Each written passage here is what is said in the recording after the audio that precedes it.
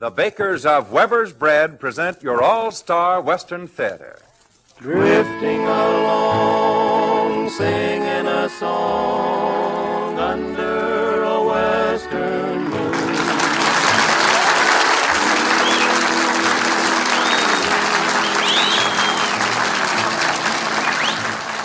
From Hollywood comes your all-star Western theater, starring America's great Western singers, Foy Willing and the Riders of the Purple Sage. Our guest today is Republic Pictures' outstanding star, Donald Barry. My name is Cottonseed Clark, and here are the Riders of the Purple Sage. Riding down to Santa Fe, just beyond the mountains and across the way. See that sun hang low in the west, o'er the land I'm loving the best. Here we go, my old pinto, gotta see a preacher about a gal. So let's burn the trail and yonder we'll go, riding down to Santa Fe, hey, riding down to Santa Fe. Riding down to Santa Fe, gonna see the boss and I'll collect my pay. Need $100 or more to get that ring she's been waiting for. Don't be slow, my old pinto, she'll be there waiting at the door. So let's burn the trail and yonder we'll go, riding down to Santa Fe, hey, riding down to Santa Fe.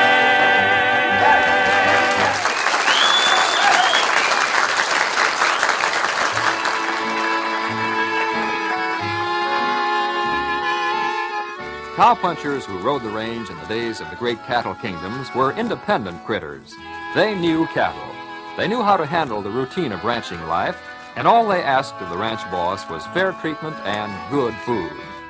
Westerners today demand good food too, and that's why Weber's Bread is so popular, because Weber's Bread is good food, good bread.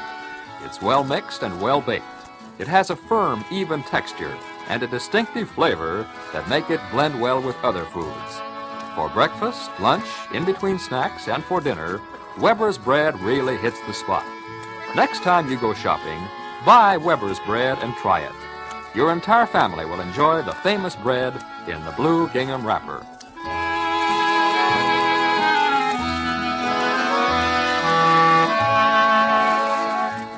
Among your favorite popular heart ballads is this next offering by the Riders of the Purple Sage.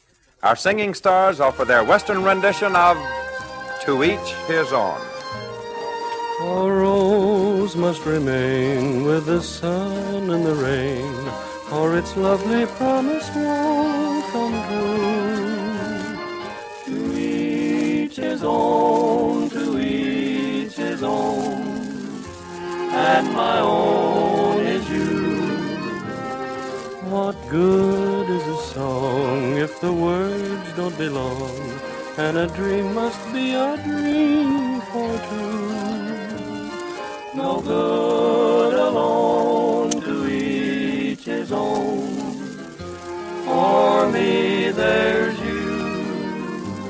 If a flame is to grow, there must be a glow. To open each door, there's a key. I need you, I know. I can't let you go. Your touch means too much to me. Two lips must insist on two more to be kissed, or they'll never know what love can do. To each his own, I found my own, one and only you.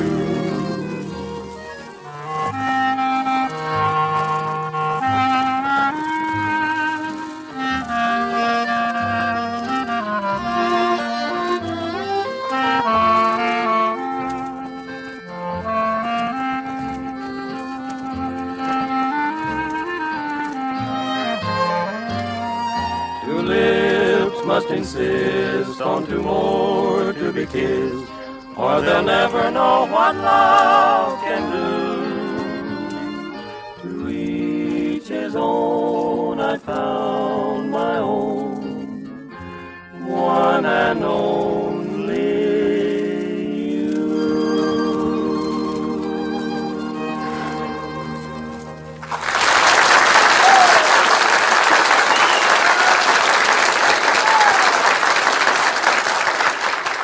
As we raise the curtain on your all-star Western theater for today, we welcome a return visit from the screen's outstanding feature player and character actor, Donald Barry.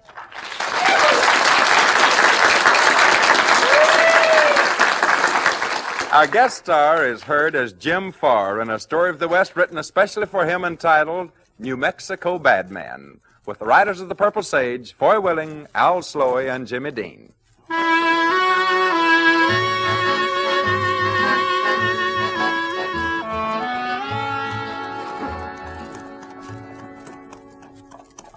Drifting along, singing a song. As we join the riders of the Purple Sage for this week's adventure of the West, we find them riding across the state line of Texas into the state of New Mexico.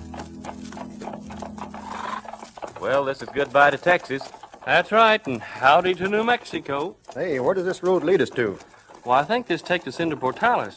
You know, come to think of it, this is a country where that famous gunman, Jim Farr, has been operating. Yeah, I've been hearing a lot about him. I wonder why he ain't been caught. Well, there's nothing to catch him for. Nobody's got anything on him. That is, nothing that proves he was actually on the wrong side of the law. Well, that's funny. From what I've heard tell, he shot up most every town and every place he's been around. That's the strange part about it. It seems he's always getting mixed up into things that's none of his business, and winds up having to shoot or fight his way out of trouble. Just a hot-headed young fellow that's afraid of nothing short of Satan. Yeah, he's stacked up a powerful reputation. I was talking to Tom Camel over in Muleshoe about him the other night. Tom said he was a pretty nice guy. Well, why is he always mixed up in trouble? Well, according to Tom, this Jim Farr has a powerful urge to hunt up trouble, just for the fun of seeing how he can get out of it alive. Yeah, well, I don't get it myself. Me neither. All I know is he's supposed to have everybody scared to death of him. And what's more, he seems to know it and enjoy it. Yeah, well, somebody'll quiet him down one of these fine days. Well, right now, we'd better ride up. We're going to get into this next town in the dark. Yeah, I reckon we better. Get up there. Come on, boy. Get up there, Lobo.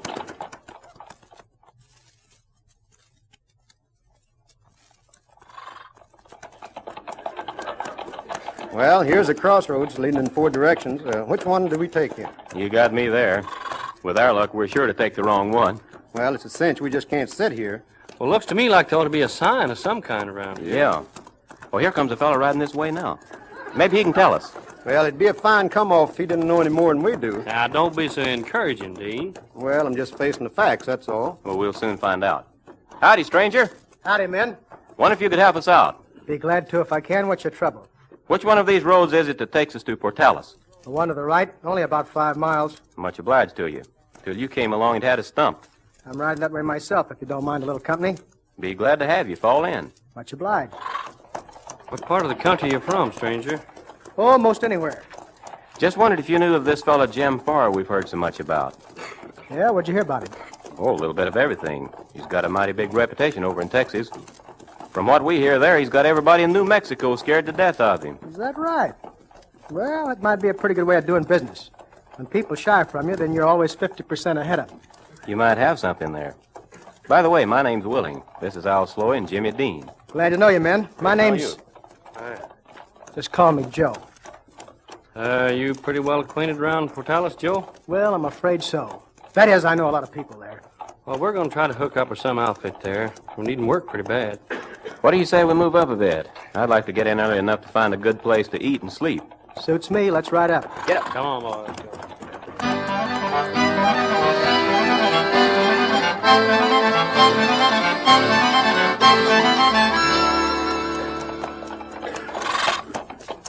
Yeah, it's not a bad-looking little town. I hope the food's good. And the bed is soft. Here's the best rooming house in town. Let's pull in here. Couple of you boys run in and see if you can get some rooms. All right. Come on, Dean. Right with you. We won't be long. Now, don't forget, I want a bed, not a pallet. You fellas say you've never been here before?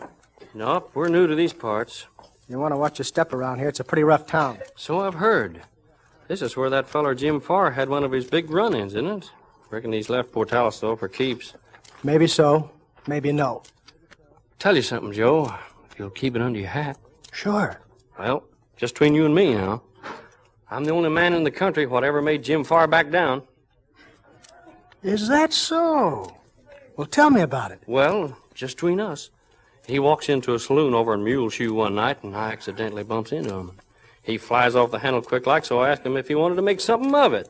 Now, this is getting right interesting. Tell me more. Well, just between us, and being hot-tempered like he is, he makes a pass at me. I ducks and let him have a fast one to the chin, and it floors him. Well, I bet that made him sit up and take notice. Oh, you just ain't a kid, and I scared him half to death. Well, no sooner did he hit the floor than he reaches for his gun. And then what happened? Well, I snapped my .45 and shot his gun out of his hand. Then he took off like a fresh-fired jackrabbit. I scared me most half to death. I scared him most half to death. Not me. I'm getting scared, too. Yeah, I guess it would scare him. Of course, now, this is just between us. Anybody else would think I was bragging or something like that. Oh, I won't tell a soul. And I sure admire a man that'll stand up to Jim Farr. Oh, it wasn't nothing much. I was just too good for him, that's all. Here comes Willing and Dean.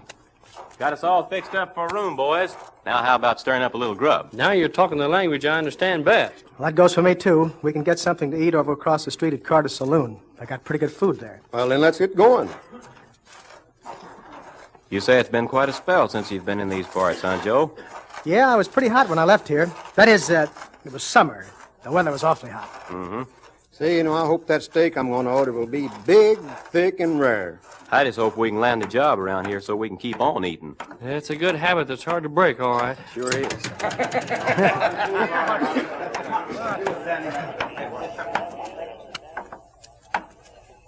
Say, what's everybody looking at us for? Maybe they heard I was coming. Maybe they heard how you made Jim Farr take cover. What is that you said? Oh, he didn't say nothing. Here, let's sit over here at these tables. Say, the way everybody's quieting down, you'd think Jim Farr had walked in. Yeah. And what can I do for you men? Bring me a big, juicy steak. Same for me, medium well. Well done on mine. Yeah, just singe mine a little on each side. And for you, Mr. Farr?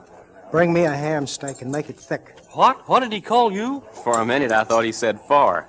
He did. Jim Farr. That's boy, me. Oh boy, am I in trouble.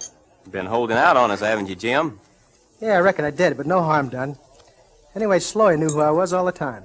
Are you kidding? No, we had a little run-in over in Muleshoe one time. Didn't we, Sloy? Yeah, that's right. I guess. Well, now, look here, Jim. Forget it. Sloy, you never told us anything about Yeah, this. what's going on there? Well, that is, I'll tell you about it sometime. Uh-huh. Boys, I'm not as bad a man as I've got the reputation of being. I can believe that all right, Jim. But according to what we've heard, you've been into a lot of trouble. Well, I reckon I have. Seems like trouble just follows me around. Yeah, but what about all the men you're supposed to have killed? I never killed a man in my life. Of course, I've crippled up quite a few. Well, that's how talk gets around. From what I've heard of you, you'd kill more men than you could shake a stick at. Yeah, over in Texas, they say that Jim Farr leaves a trail of widows and orphans behind him from here to breakfast. The law hasn't a thing on me, and there's no law against a man protecting himself, even if he overdoes it a little bit.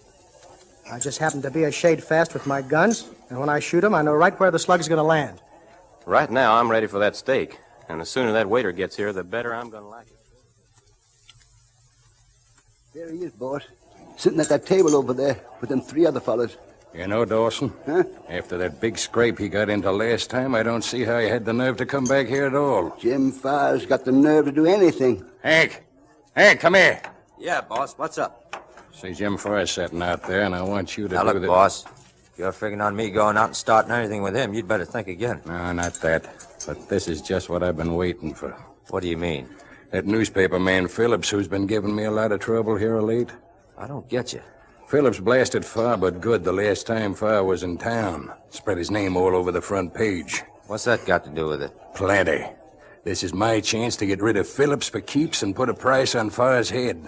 Phillips is hot-tempered, too, and putty handy with a gun.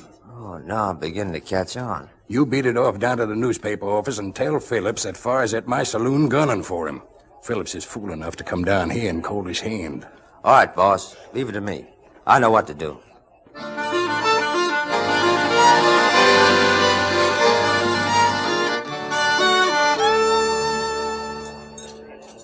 Well, that wasn't a bad steak. I hope I don't fall over dead now. What do you mean? This fella Carter, who owns the saloon, doesn't like me any too well. He might have poisoned my steak. All right, Farr. I hear you don't go for the way I operate my newspaper. I didn't even know you had a newspaper. Who are you? I'm Phillips. So what? I still don't know you. There ain't no room in this town for outlaws like you, and I'm telling you to keep moving. And I'm telling you to shut up and get out of my way before I push your face in. Gunslicks don't push me around to get by with it. The honest citizens of this town see to that. That's too bad. Now step aside.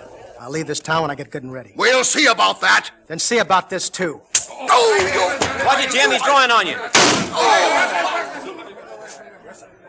Now, if anybody else wants to make trouble, then commence to begin. Come on, boys. He's just winged. Why, he's out cold, Jim. Yeah, he's passed out. He'll be all right. I'm packing my roll and getting out of this town. We'll go to the boarding house with you, Jim. I've got an idea we're not too welcome around here either. Then let's go. See? Now, that's how I get into trouble. Hey, one of you men, give me a hand with that. All right, boss. We'll put him up on this table and bring him to. All right. Must be pretty bad hurt. Hey, this man is dead. Dead? What do you think of that? Yeah, well, he was shot right through the heart. Well, boys, it looks to me as if Jim Farr has carried his gunplay a mite too far. He ought to be strung up. If we let him get by with this, we're crazy. Office around that hotel. Now you're talking, man. Start gathering up volunteers. Count me in. I'm with you. Hey! I'll go.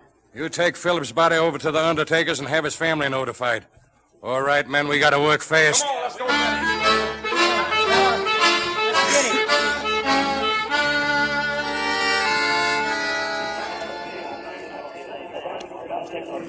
They said he was dead, Jim, and they've got the place surrounded. But I didn't kill him, I tell you.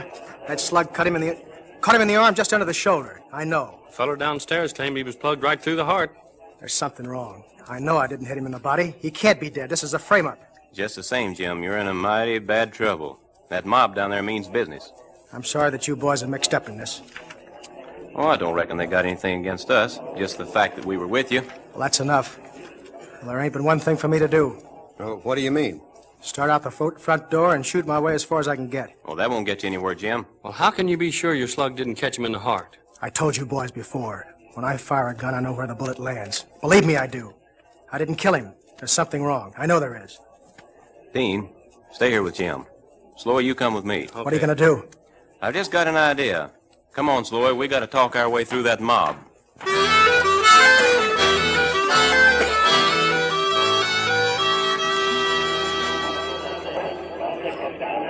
Hey, here comes a couple of his gun-slick friends now. We ought to string them up, too. Just a minute, you men. You might as well tell the Farr to come on out of there. Wait a minute. Quiet, everybody.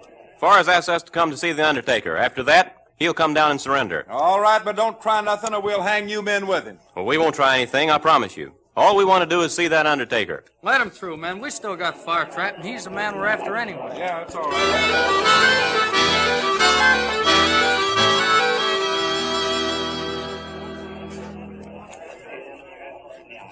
Now look, Clem. Ain't nobody to know about this but you and me and Carter. Is that clear? But look here, Hank. It's my duty as an undertaker to report this. You ain't gonna report nothing if you know what's good for you. But look here. All right, both of you, start reaching. What is this? You'll find out if you make it past your gun. Now, look here, boys. I ain't mixed up in this at all. What do you men want? A report from this Undertaker how Phillips died. He was shot in the heart by Jim Farr. You know that. Farr claims he was shot in the arm, and he usually knows the direction he's shooting. Now, come on, there ain't no time to argue. Well, here, I'll tell you what... Shut up, Clem! You shut up before you're stretched out alongside Phillips. There's a .45 slug that came out of Phillips' arm just under the shoulder, and here's a .22 slug that came out of his heart. That's what I thought. All right, Mr. Undertaker, you're going to take a walk with us and do a little talking. I'll talk. And you're coming along, too, friend. All right, I'll go.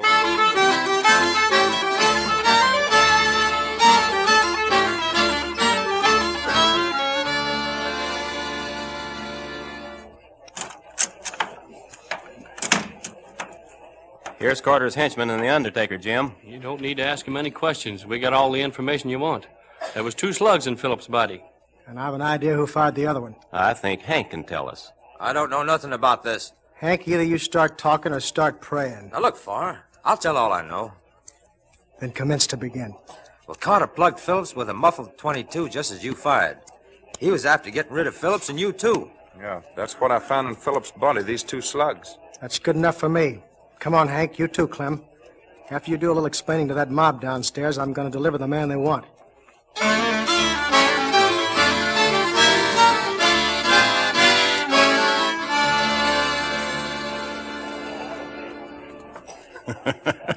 Well, it couldn't have worked out better, Dawson. That mob out there is going to take just so long, and then they're going to make a run on that hotel and pull Jim Farr out of there by his neck. That'll be the last of the famous Jim Farr. Farr, how did you get away? It was easy, Carter. And as long as I was on the loose, I thought I would invite you to my hanging. Well, what'd you come here for? To pull you out of here by your neck. Now, look here. I had nothing to do with all this. According to Hank and the Undertaker, you did. They're lying, Far. They're lying to you. I've either got to believe them or you, and you have two different stories to tell. Believe me, I ain't lying to you. If I believe you, that mob will string me up. If I believe Hank and the Undertaker, they string you up. Now, what would you do in my place? Now, look here. Listen to me, Far. He's telling the truth, Far. Shut up. Yeah. I ain't saying nothing else. Don't draw your guns, Far. Don't draw them. You know I ain't got a chance against you. I ain't gonna draw unless you reach first. And what are you going to do? Just as soon as I get close enough, I'm gonna knock your head right off of your shoulders, Carter. Well, listen. Far, you can't do this. I did not... I guess that'll keep him peaceful for a while. Don't look at me, Far. I ain't in on it. Maybe not. Huh? But I don't like your looks either. Huh? So here's one for you.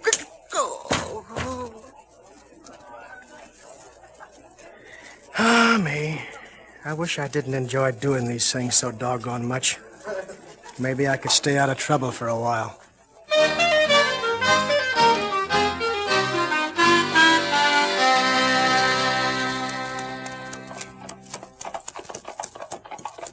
Well, Jim, you were mighty wise turning Carter over to the sheriff instead of that mob. Yeah, and if I know anything about the juries in these parts, he'll string anyway. Well, here's the crossroads where we first met. I wouldn't take anything for having run across you men. Sure glad to hear you say that, Jim. Yeah, you've kind of taught me that there are two ways to do things, the right and the wrong way. Well, I was mighty proud to learn that Jim Farr wasn't the bad man they had him painted up to be. Boys, from here on in, I'm going to do my best to walk the straight and narrow. Well, that's great, Jim. Just what's that temper of yours? Yep, there's never been but one man that ever made me back up. Who was that? Al Sloey. Sloey? Are you kidding? Get him to tell you about it sometime. So long, boys. I'll be riding on here. Good luck to you all. Thanks, Jim, and the same to you. See you later. Hey, Sloy, was he kidding about you? Maybe so, maybe no. Come on, let's ride up. Drifting along, singing a song.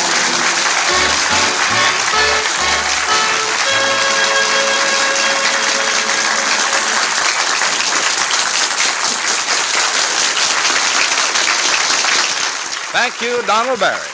Heard with our guest star today were Harry Lang, Eddie Fields, and Johnny Paul. The writers of The Purple Sage is themselves. Donald Barry will return to our microphone in a few moments.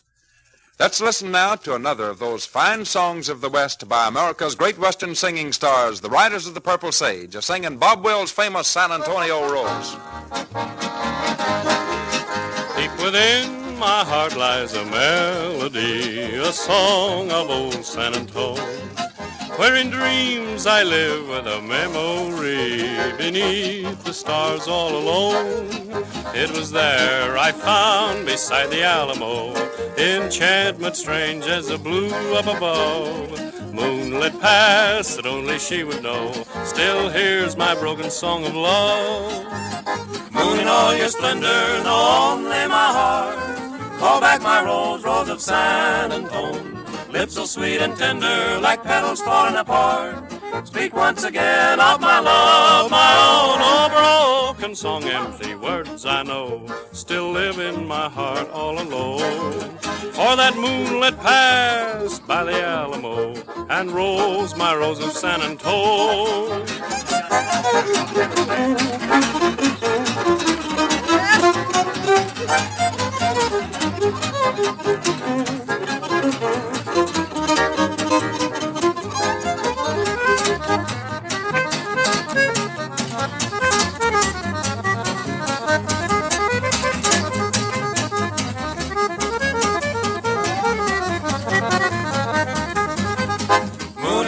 Splendor, only my heart. Call back my rose, rose of San Antonio. Lips so sweet and tender, like petals falling apart. Speak once again of my love, my own. Oh, broken song, empty words I know still live in my heart all alone.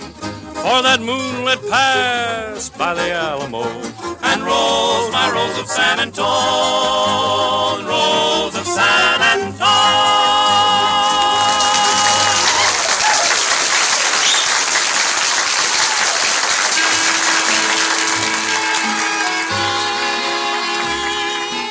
Much of the cowboys' routine was single-handed work in the early days. Each puncher was responsible for certain chores as an independent part of the whole ranch operation. The trust imposed by the ranch owner resulted in the cowpuncher's traditional sense of responsibility, the same kind of responsibility that the bakers of Weber's Bread feel today toward your community. The necessity of supplying you with really good bread. And Weber's Bread is good bread. As toast for breakfast, combined with your favorite sandwich spread, or when served with more elaborate meals, Weber's Bread is a substantial, enjoyable part of the daily menu. So buy Weber's Bread. Family and friends alike will enjoy the extra freshness and distinctive flavor of Weber's Bread.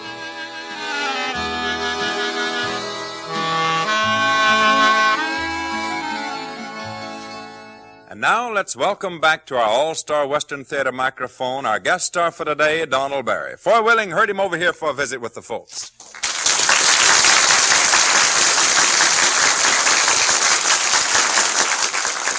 Don, today marks your 7th visit to the All-Star Western Theater. And believe me, we always join with our listeners in looking forward to your return. Thank you, Foy. That's nice. And believe me, folks, it's a real pleasure coming here and taking part in this grand Western show, especially to hear the Riders of the Purple Sage sing.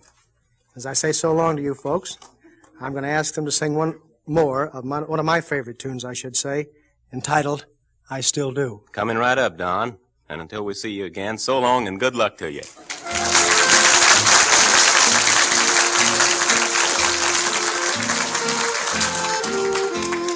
Darling, many happy hours have passed away since you and I were tiny little boy and girl playing 'neath the summer sky. Do you recall the day I was bold enough to say, I love you, dear, I want you near, and I still do.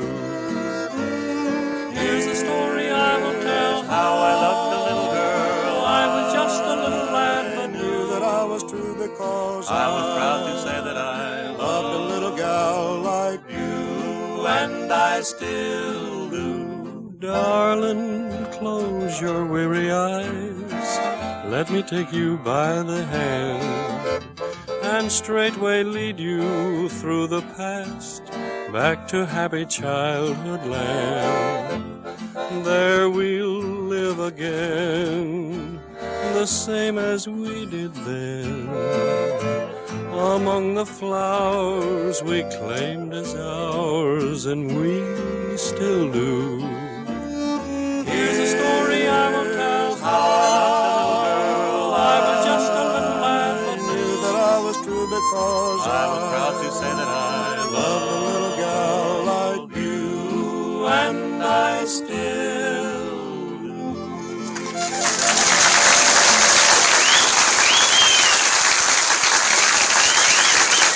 Thank you very much, folks. It sure was nice of you to visit with us again today. Until next week, this is Foy Willing speaking for Al Sloy, Jimmy Dean, and all of the Riders of the Purple Sage, saying good luck to you all. Singing a song under a western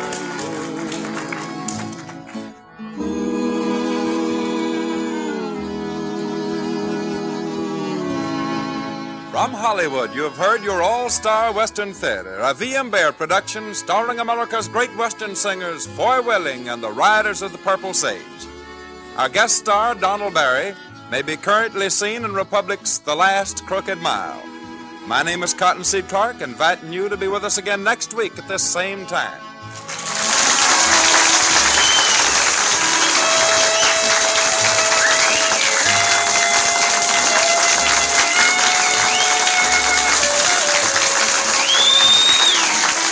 This program came to you from Columbia Square.